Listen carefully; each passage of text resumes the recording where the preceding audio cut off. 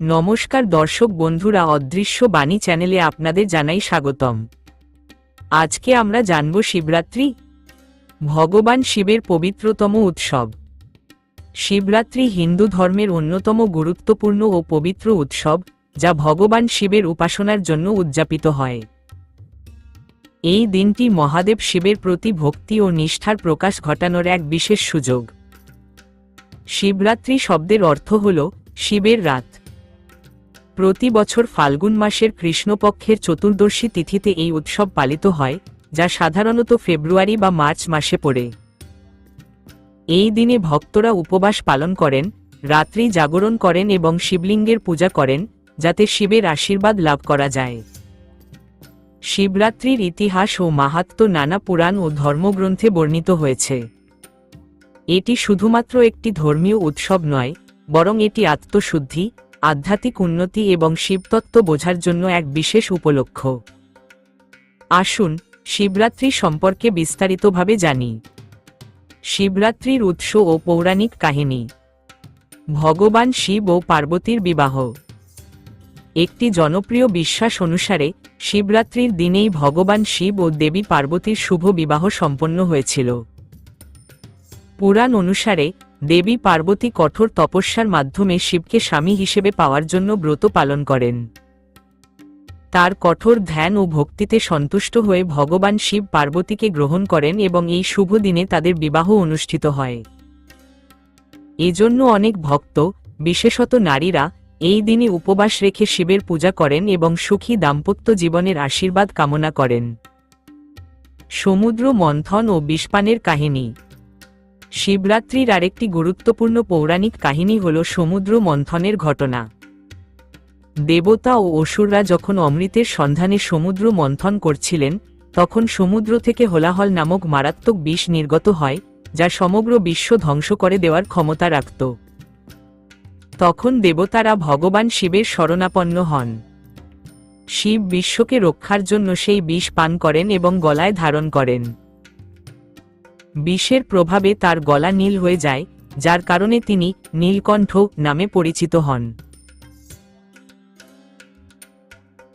বলা হয় এই ঘটনাটি ঘটেছিল শিবরাত্রির রাতে এবং এজন্য এই দিনটিকে শিবের ত্যাগ ও মহত্বের প্রতীক হিসেবে পালন করা হয়।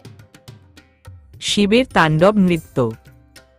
আরেকটি কাহিনী অনুসারে শিবরাত্রির রাতে ভগবান শিব তার মহাপ্রলয় নৃত্য বা তাণ্ডব করেন, যা সৃষ্টি, সংরক্ষণ ও প্রলয়ের প্রতীক। এই নৃত্যের মাধ্যমে তিনি বিশ্বচক্রের ধারাবাহিকতা বজায় রাখেন। তাই শিবরাত্রি শুধুমাত্র শিবের আরাধনার দিন নয়, এটি মহাজাগতিক শক্তির চক্র ও জীবনের অনিত্যতার প্রতীকও। শিবরাত্রির পালন বিধি ও আচার অনুষ্ঠান। শিবরাত্রির দিনে ভক্তরা শিবের আশীর্বাদ লাভের জন্য বিভিন্ন আচার অনুষ্ঠান ও ব্রত পালন করে থাকেন। এই দিনটি 4টি প্রধান অংশে বিভক্ত: উপবাস, শিবলিঙ্গ পূজা, রাত্রি জাগরণ ও ভক্তিগান। শিবরাত্রিতে উপবাস পালন করা অত্যন্ত গুরুত্বপূর্ণ। এই উপবাস দুইভাবে পালন করা যায়। নির্জলা উপবাস, যেখানে সারাদিন ও সারারাত কোনো আহার গ্রহণ করা হয় না। ফলাহারী উপবাস, যেখানে শুধু ফল ও দুধ জাতীয় খাবার গ্রহণ করা হয়। বিশ্বাস করা হয় এই উপবাস পালন করলে জীবনের সমস্ত পাপ ধুয়ে যায় এবং ভগবান শিবের বিশেষ কৃপা লাভ করা যায়।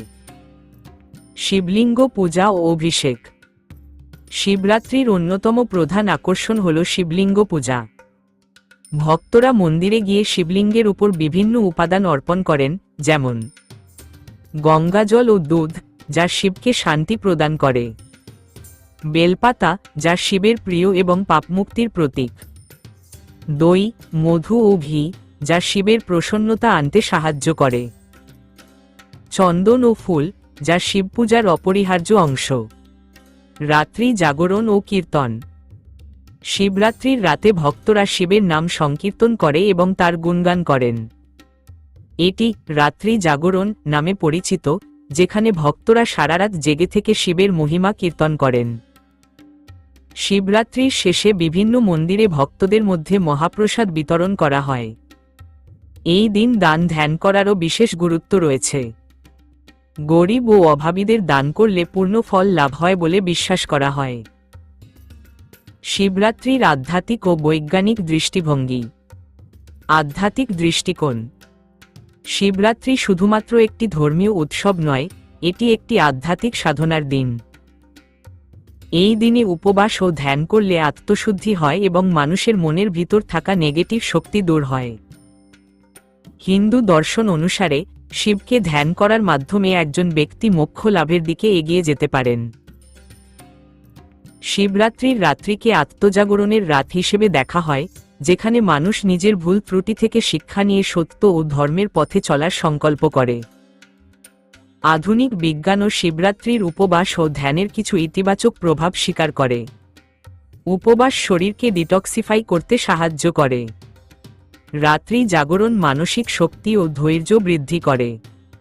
শিব মন্ত্র জপ করলে মানসিক শান্তি আসে এবং স্ট্রেস কমে যায়। বিশ্বজুড়ে শিবরাত্রির উদযাপন। শিবরাত্রি শুধুমাত্র ভারতে নয়, বিশ্বের বিভিন্ন দেশেও উদযাপিত হয়। বিশেষ করে নেপাল, বাংলাদেশ, শ্রীলঙ্কা, মরিশাস, ইন্দোনেশিয়া ও ফিজিতে এটি বিশেষভাবে পালিত হয়। ভারতের কাশী বিশ্বনাথ, সোমনাথ, মহাকালেশ্বর, কেদারনাথ, ত্র্যম্বকেশ্বর মন্দিরে বিশাল ভক্ত সমাগম হয়। শিবরাত্রি ভগবান শিবের প্রতি ভক্তি প্রদর্শনের এক মহিমান্বিত দিন। এটি শুধু একটি ধর্মীয় উৎসব নয়, বরং এটি আমাদের আত্মশুদ্ধির এক বিশেষ সুযোগ। এই দিনে আমরা শিবের আদর্শ অনুসরণ করে নিজের জীবনের সমস্ত নেতিবাচকতা দূর করতে পারি এবং নতুন আশার আলো দেখতে পারি। আপনি কিভাবে শিবরাত্রি উদযাপন করেন? কমেন্টে জানান। হর হর মহাদেব।